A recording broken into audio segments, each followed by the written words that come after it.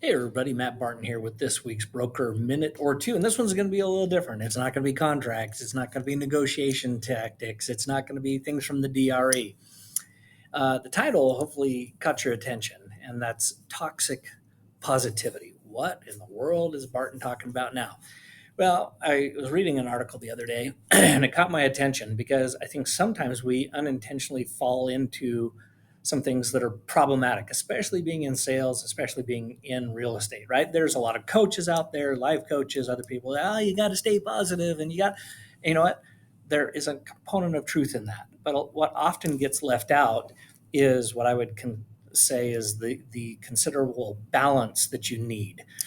That's not to be translated to settle for something less. You can still be very aggressive, very driven, and have positivity in its right space. So years ago, I sold my company to this goes back to 2014. Sold to another company who was big on affirmations, right?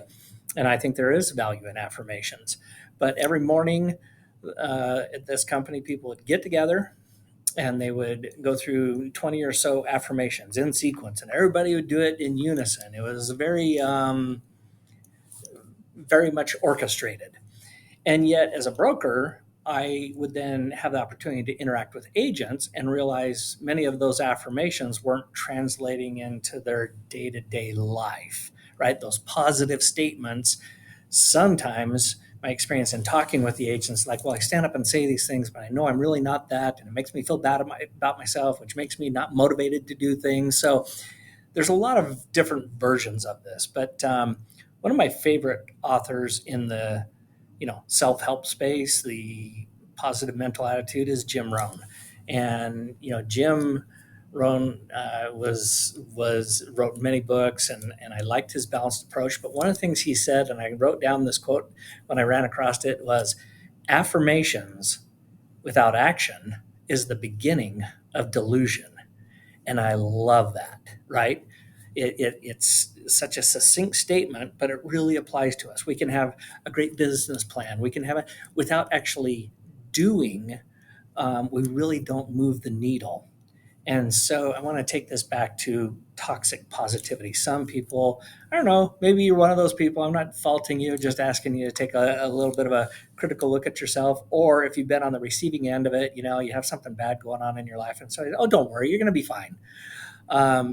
Rarely is that super helpful, maybe a little bit helpful. But what is the point of the message today? The hope of the message today is that you do stay positive, but you have a balanced positivity.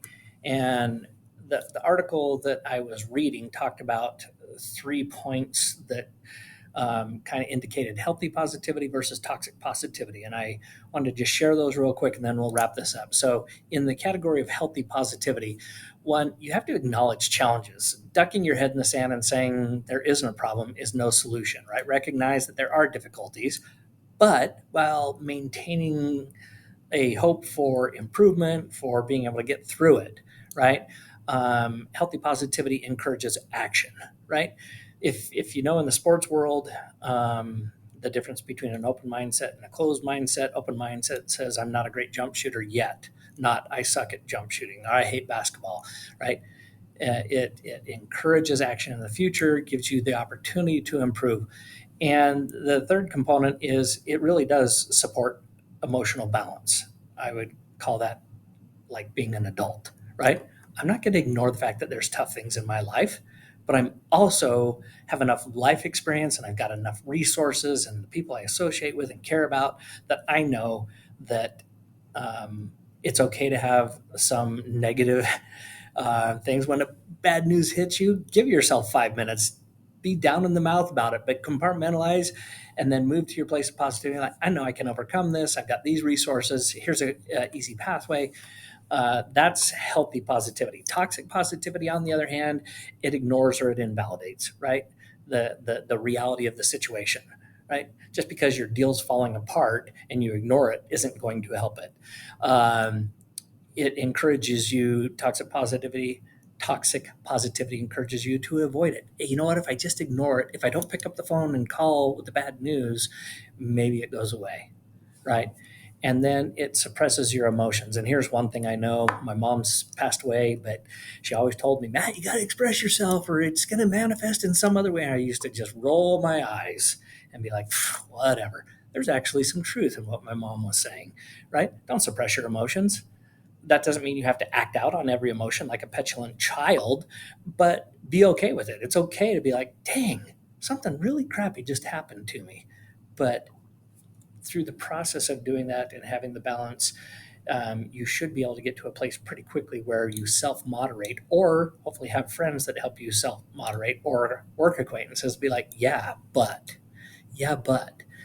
you know, and that again, it's not to be dismissive of the bad situation, it's just putting it in its proper perspective.